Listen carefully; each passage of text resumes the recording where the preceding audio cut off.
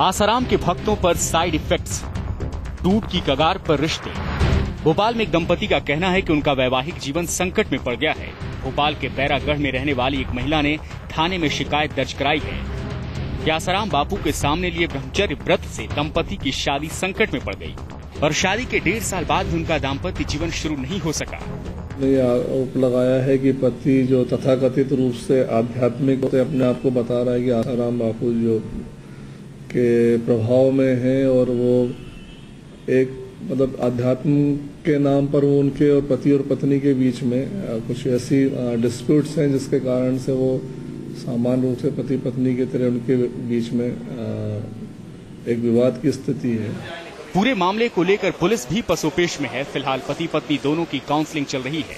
अब शायद दोनों परिवार के कोशिश कर रहे हैं कि उनमें कोई समझौता हो जाए और अभी एक ही काउंसलिंग हुई है। अब जब नेक्स्ट काउंसलिंग में वो जब आएंगे तब देखते हैं कि उन्होंने क्या निर्णय लिया। उधर गाजियाबाद के एक दंपति में तलाक की नौबत आ गई है। दोनों की शादी इसी साल मई में हुई थी, लेकिन पति का आरोप है कि सुहागरात को पत्नी ने बताया कि उसने आसाराम से दीक्षा ली है, इसलिए वो संबंध नहीं बना सकी। इस पर दोनों में विवाद हो गया। तब से महिला मायके में रह रही है।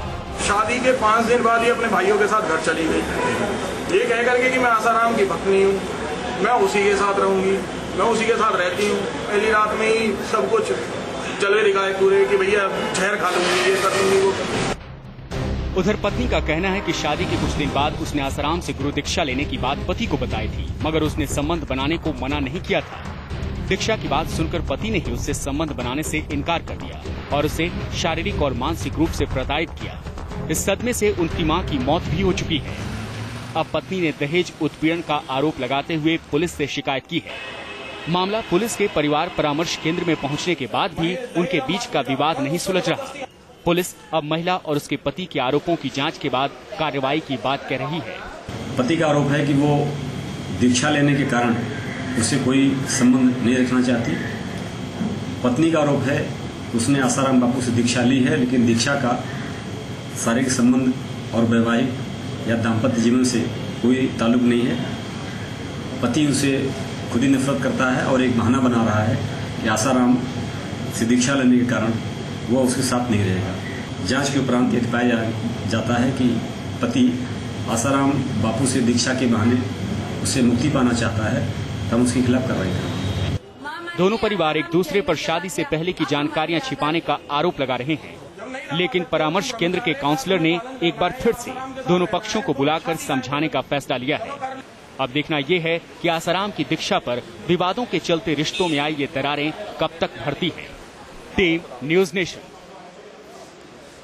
अब इसे क्या कहा जाए, परिवार टूट रहे हैं, आरोप लग रहे हैं और आसाराम जी और उनके बेटे नारायण साईं पर एक के बाद एक आरोपों की झड़ी लग रही है। महेंद्र जी, शुरुआत आप ही से करें। ये जो आरोप लगते चले जा रहे हैं और जो कुछ आप देख रहे हैं पिछले 1-1.25 महीने से लगातार आसाराम जी और उनके बेटे सुर्खियों में हैं, क्या वाकई में एक संत के लिए ये सब चीज कहीं से भी शोभा वाली बात होती है? देखिए, शोभा तो नहीं देती, लेकिन असंतुष्टम सुखम नास्ति न धर्म क्षुद्र मान से। जब कोई बड़ा भारी इंस्टीट्यूशन बन जाता है उसके अंदर डिसिप्लिनरी एक्शन भी लिया जाता है। बहुत सारे आश्रम है, उसके अंदर काम करने वाले लोग हैं, उनके खिलाफ कार्रवाई भी होती है। कुछ लोग चोरी भी करते हैं, कुछ लोग जो हेराफेरी भी करते हैं। आपके यहाँ भी ऐसा होता होगा कि बहुत लोग को निकाला जाता है, फिर जो निकाला जाता है वो आदमी अपने आप को सही मानता है और वो सही अपनी प्रस्तुति देता है। फिर वो क्या काम करता है, जहां उसे मौका मिलता है वो दूसरे आदमी को फंसाने की कोशिश करता है। तो कई बार, हालांकि देखिए, मैं आपको एक चीज व्यक्तिगत रूप से बताऊं कि इंसान से ज्यादा किसकी हालत है तबाह, इंसान से ज्यादा कौन है नामा सियाह जी। वो नहीं तो आपको लगता है कि ये वो लोग हैं जो असंतुष्ट हैं? आपको ये नहीं लगता कि ये दबे कुचले लोग हैं जो कि आज अपनी आवाज को बुलंदी के साथ सामने रख रहे हैं? मैं कह रहा हूँ 30 इयर्स हो गया, पास्ट जो है एक साधु थे, आप लोग उनको जो है अच्छी तरह से जानते भी थे और मीडिया भी बहुत सशक्त है और मीडिया ने काफी काम किया है। तो 30 साल के बाद ये अचानक उभर के क्यों आया? एक जी। दूसरी बात मैं आपसे ये कहना चाहता हूँ कि कुचले हुए और चाहे पिछड़े हुए, आपने देखा हो कि हमारे देश में मायावती ऐसी जो है वो मुख्यमंत्री, सुनिए, माफ कीजिएगा, हम प्रफुल्ल जी इस वक्त हमारे साथ मौजूद है। प्रफुल्ल वाघेला जी, उनके बच्चों की जान चली गई थी और जाहिर से बात इस वजह से वो काफी दुखी भी रहे। प्रफुल्ल जी, क्या कहना चाहते हैं आप?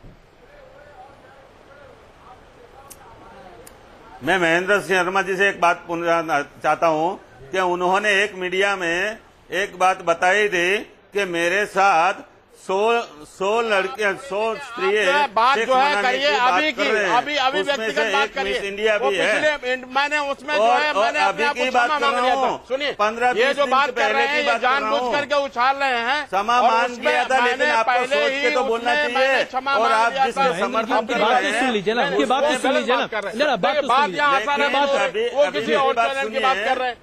इनको ये नहीं मालूम चलिए, उस चैनल चलिए, चलिए चैनल की बात छोड़िए, हम यहाँ बात आसाराम जी की कर रहे हैं। मालूम नहीं उस चैनल के मालिक भी अच्छा आते चलिए, थे, मैं दोनों भी आते थे, मैं जरा उनके- बीच में आता हूँ। उनके अंदर हरिहरन उनके जी, धर्म हरिहरन आती जी, थी। जिस तरीके मेरी से बात सुनिए जी प्रफुल्ल जी, आपने आपको मैं बता देता हूँ जी मैं आपको पूछना चाहता हूँ कि अगर आप आसाराम के बारे में जानते क्या है, जो निकल गए उसको निकाला गया है। आसाराम आप जी उसके के बारे में फिर नहीं से ये जानता बोल रहे हैं, हूँ। निकाल के पहली बात है मैं हिंदू धर्म के लिए आया था कि कहीं ऐसा ना हो कि हिंदू धर्म को कुचलने के लिए कोई विदेशी साजिश हो रही है। अरे मेरी बात इसलिए मैंने कहा था हमारे दो चलिए, बच्चों को अब मार यहाँ डाला, पर कम से हम तो कम उसके महेंद्र साधक जी, नहीं थे। हिंदू धर्म को हमने कुचलने तो की सिर्फ न्यूज वहाँ नेशन की तरफ से रखते कोई थे, साजिश एक नहीं महीना हो ही रही हुआ है। था। आपके तरफ बिल्कुल नहीं हो रहा है, आप- हरिहरन जी, जो कुछ होता ऐसी दिखा, बात जो नहीं खटे है, थे, हिंदू धर्म प्रफुल्ल जी के हमारे हम आपके लोग पास, हिंदू प्रफुल्ल जी जरा 2 सेकंड रुकिए, 2 देखिए सेकंड। एक जी। बात मैं सीधी सी कहने देना चाहता हूं सबसे।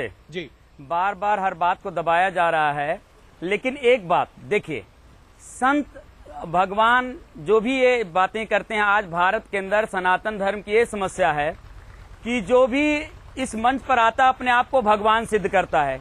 अरुण गोविल आए, वो एक छोटी सी बात ये कहता हूं कि रामायण में आए लोगों ने उन्हें आरती करना प्रारंभ कर दिया, नीतीश भारद्वाज को कृष्ण समझ लिया। भारत की जनता बड़ी भोली है, कोई भी स्वांग बना लेता तो उसी को भगवान समझती है। आसाराम ने राम का, कृष्ण का, भोलेनाथ का चोला पहना जी। और ये रूप बनाया, और रूप बनाने से उनको पता था जनता की वीकनेस, जनता की कमजोरी की, जनता के सामने सनातन धर्म में बड़े भोले लोग हैं, और ये पूरा का पूरा परिवार मिलके और सनातन धर्म का बेड़ा गर्क कर दिया, हिंदू धर्म का बेड़ा गर्क कर दिया, और लोगों के साथ उनकी श्रद्धा को ठगा है, बुरी तरह से लूटा है, और इतने बड़े अपराधी हैं कि इनका तो किसी भी तरह से इनको बहुत बड़ा दंड मिलना चाहिए। मैं कहता हूँ कि इन्होंने पूरा और एक बात और, अच्छा हरिहरन जी, महेंद्र जी आप नाराज न होइए, नाराज न होइए, हम जरा यहाँ पर हमारे, अच्छा जरा आप बताइए, मैं आपसे ये सवाल पूछता हूँ, आप जो जरा उठिए, आपको जो लग रहा है कि जो तमाम आरोप लग रहे हैं, आपको लगता है कि लोग डर था वो उससे बाहर निकल कर अब आरोप लगा रहे हैं, या आपको लगता है कि नहीं लोग फंसाने के लिए आसाराम जी को आगे बढ़ रहे हैं? नहीं, ऑब्वियसली वो लोग डर से बाहर निकलकर ही आरोप लगा रहे हैं, क्योंकि कोई उनको क्यों फंसाना चाहेगा जब सबको सामने दिखाई दे रहा है कि उन्होंने ऐसे काम किए हैं। तो सब लोग अब नहीं डर के बैठे हैं घर में, और वो लोग आरोप लगा रहे हैं उन पर। चलिए एक और सवाल लेते हैं जी, आप बताएं। वो आरोप नहीं लगा रहे, वो सच्चाई बता रहे हैं, वरना दुकान तो बहुतों की चल रही है, वो उनकी बंद करा सकते हैं, वो आसाराम की क्यों बता रहे हैं? क्योंकि उसने किया है तो सच्चाई बता रहे हैं अपनी। आप क्या कहेंगे? सर आज तक कभी किसी ने उनके बारे में कुछ बोला नहीं, क्योंकि अभी पहली बार ऐसा हुआ है कि उनके बारे में इतनी बाहर निकल के बात आई है, तो इसलिए सबको पावर मिल रही है कि हाँ हम भी बोलेंगे, हमारे साथ भी बुरा हुआ है, तो इसलिए सब आगे बोल रहे हैं। बिल्कुल। चक्रपाणी जी इस वक्त हमारे साथ जुड़े हुए हैं। चक्रपाणी जी, ये तमाम भावनाएं हैं, लोग आज ये मान रहे हैं कि नारायण साईं और आसाराम जी के बारे में जो तमाम आरोप आज निकल कर आ रहे हैं वो इसलिए क्योंकि अब लोगों को लगता है कि उन्हें एक मुखर आवाज मिलती दिख रही है। क्या आप भी मानते हैं कि ये दरअसल एक साजिश है और ये मुखर आवाज नहीं निकल रही? देखिए, यह एक बहुत ही अंतर्राष्ट्रीय सोची समझी साजिश है, और साजिश के तहत हो रहा है। कभी हमारे स्वामी रामदेव जी जाते हैं, उनको सीमा पे रोक करके इंग्लैंड में उनकी जांच होती है, उनको परेशान किया जाता है। कभी बाल किशन को फर्जी तरीके से जेल भिजवाया जाता है, कभी कृपालू जी को फंसाया जाता है। ये जानबूझ करके षड्यंत्र रचा जा रहा है कि सनातन धर्म को किसी तरह से बदनाम करके और षड्यंत्र किसको बोला जाता है मालूम है आपको? चक्रपाणी जी, षड्यंत्र किसको बोला जाता है आपको मालूम है? चक्रपाणी आपको मालूम है? अरे प्रफुल्ल वाघेला बोल रहा हूँ। नहीं, आप बताइए, आप कल भूल गए थे, मैंने आपका चिट्ठा बताया था। एक बात मैं आपको कहना चाहता हूँ, अभी किसी चैनल से मैं आ रहा हूँ, अरे वहाँ पर इनके एक समर्थक ने कहा कि मेरा तबीयत और मेरे पिताजी की तबीयत बहुत बीमारी थी, और सिर्फ नारायण साईं के दर्शन करने मात्र से उनकी सारी बीमारियां दूर हो गई। मैं कहता हूं कि जब दर्शन मात्र से सारी बीमारियां दूर हो जाती हैं, तो जितने भारत के अंदर हॉस्पिटल हैं और जितने बीमार हैं, सबको नारायण साईं के दर्शन करा दो, सबकी बीमारी ठीक हो जाएगी। लेकिन अब तो नारायण साईं का ही पता नहीं है। ये सब बातें कहने से नहीं, ऐसे झूठे अफवाह फैलाने से नहीं, जनता सब सच्चाई जानती है। आप किसी को इस प्रकार से झूठा नहीं इस प्रकार से नहीं बहका सकते। आचार्य हरिहरन जी के इन तथ्यों का इस मैं विजय जी आ रहा हूँ आपके पास, जरा चक्रपाणी जी को जवाब देने दीजिए। विजय जी जरा धीरज रखिए। नारायण विजय जी जरा 2 सेकंड धीरे